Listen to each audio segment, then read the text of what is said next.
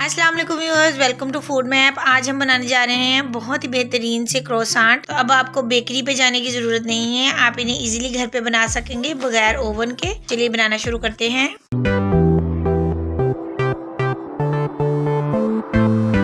तो सबसे पहले एक बाउल में हम डाल देंगे आधा कप नीम गर्म दूध।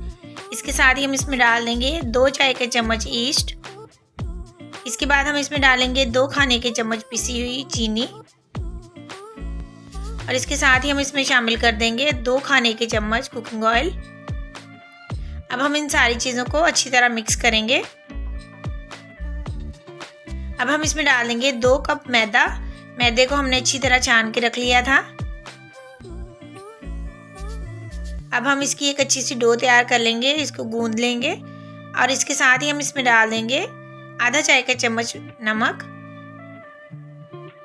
तो डो को हमने बहुत ज़्यादा ना तो सख्त रखना है ना ही बहुत ज़्यादा नरम, और हम इसमें मज़ीद नीम गर्म दूध ऐड करते जाएंगे थोड़ा थोड़ा करके जितनी हमें ज़रूरत होगी।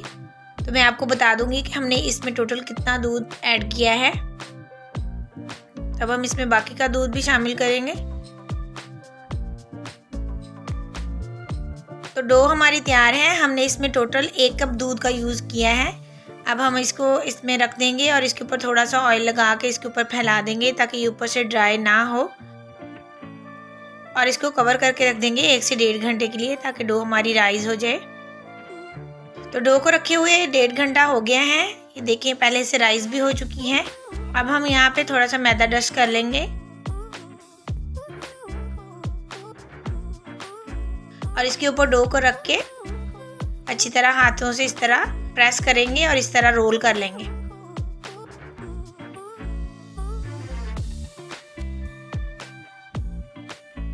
अब हम इसकी एक जैसे पीसेस कर लेंगे ताकि जिनके हम बाद में एक जैसे बॉल्स बना सकें।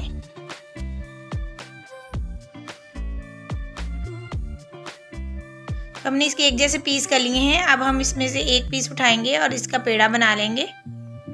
तो हमने एक जैसे छोटे छोटे पेड़े बना लेने हैं। अगर आपको कोई पीस लगे कि थोड़ा कम है तो आप दूसरे पीस में से उसमें से आटा ले सकते हैं और एक जैसे कोशिश करें पेड़े बना लें। तो इसी तरह हम सारे पेड़े बना के रख लेंगे। हमने सारे पेड़े बना के रख लिए हैं। अब हम इनको साइड पे रख देंगे और इस पर मज़ीद थोड़ा सा मैदा डस्ट करके एक पेड़ा लेंगे और इसको रोलिंग पिन से बेल लेंगे। तो हमने इसकी एक जैसी छोटी छोटी रोटियां बना लेनी है। तो ये देखें इस साइज की हमने एक जैसी रोटियां बना के रखते जाना है। इसी तरह हम बाकी रोटियां भी बेल लेंगे। तो हमने सारी रोटियां बेल ली हैं। अब हम एक रोटी के ऊपर ये मक्खन लगा देंगे। ये सॉफ्ट मक्खन मैंने लिया है और ये घर का बना हुआ मक्खन है। इसको हम एक ब्रश की मदद से इसके ऊपर लगा देंगे। आप चाहें तो हाथ की मदद से भी इसके ऊपर इसको फैला सकते हैं।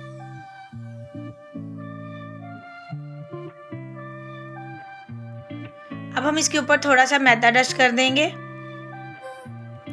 और एक रोटी उठाकर इसके ऊपर रख देंगे।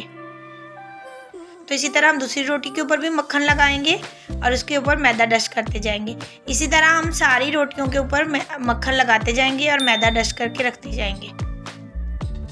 तो ये हमने सारी रोटियों के ऊपर मक्खन लगा के ऊपर मैदा डस्ट कर लिया है। तो ये एक मोटी सी रोटी बन गई है लेयर्स वाली। अब हम इसको हाथ से इस तरह हल्का हल्का प्रेस करेंगे ताकि ये थोड़ी फ्लैट हो जाए। और अब हम इसके ऊपर थोड़ा सा मैदा डस्ट कर लेंगे और एक रोलिंग पिन की मदद से इसको बेल लेंगे। हमने एक थोड़ी सी बड़ी साइज की रोटी बेल लेनी है। ये देखिए हमने एक बड़े साइज की रोटी बेल ली है। ये देखिए मैं आपको चेक करवाती हूँ। इसको हमने इतना मोटा रखना है। अब हम स्केल की मदद से इसकी कटिंग करेंगे। आप पिज़्ज़ा कटर या नाइफ किसी भी चीज़ का यूज़ कर सकते हैं। तो व्यूअर्स यहाँ पे मैं माजरत चाहती हूँ, मेरा कैमरा ऑफ हो गया था, कटिंग की वीडियो रिकॉर्ड नहीं हो सकी। तो हमने इसको इस तरह पिज़्ज़े की शेप में कटिंग कर ली है। मैंने यहाँ पे इसके 16 पीस किए हैं। अगर आप थोड़े बड़े क्रोसांट रखना चाहते हैं तो आप 12 पीस कर सकते हैं। तो मैंने यहाँ चूँकि छोटे बनाने हैं तो मैंने 16 पीस किए हैं। तो यहाँ पर अब हम एक पीस लेंगे, उसको इस तरह दरमियान में से छुरी से कट लगा लेंगे और इस तरह इसको फोल्ड करते जाएंगे।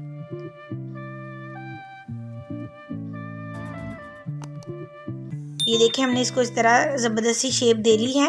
अब हम इसको रखते जाएंगे और इस तरह सारे क्रोसांट तैयार करके रख लेंगे। यहाँ पे मैंने बेकिंग ट्रे को ऑयल से ग्रीस कर लिया था, उसमें मैंने ये क्रोसांट रख दी हैं। अब हम इसको किसी कपड़े से ढांप के रख देंगे, तकरीबन 20 से 25 मिनट के लिए रेस्ट देंगे। इनको रखे हुए 20 से 25 मिनट हो गए हैं और ये थोड़े सेट हो गए हैं। यहाँ पे मैंने एक अंडा लिया है, उसको फेंट लिया था, उसको हम ब्रश की मदद से इसके ऊपर लगा देंगे।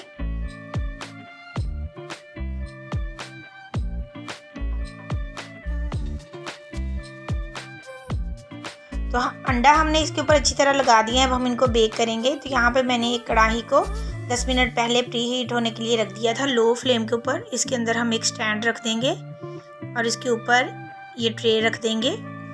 अब हम इनको कवर कर देंगे 20 से 25 मिनट के लिए लो फ्लेम के ऊपर और इनको हम ओवन में बेक करेंगे 180 डिग्री पे प्री हीटेड ओवन में तकरीबन 20 मिनट के लिए। तो इसको पकते हुए 20 मिनट हो गए हैं और ये देखिए कितना ज़बरदस्त इनका कलर आया है। तो व्यूअर्स, इनको हमने ओवन में बेक किया है और इनको हमने पतीले में बेक किया है। तो ये मैं आपको चेक करवाती हूँ। ये देखिए कितने ज़बरदस्त हमारे क्रोसान तैयार हुए हैं। इनका बहुत ही ज़बरदस्त सा रिज़ल्ट आया है और ये भी देखें इनकी बेकिंग में कोई ख़ास डिफरेंस नहीं है, सिर्फ थोड़ा सा कलर का फ़र्क है कि वो जो हमने पतीले में बेक किए हैं वो थोड़े से लाइट कलर में आए हैं। तो ये बहुत ही ज़बरदस्त बन के तैयार होते हैं। आप इस रेसिपी को ज़रूर ट्राई कीजिएगा और शाम की चाय के साथ एंजॉय करें।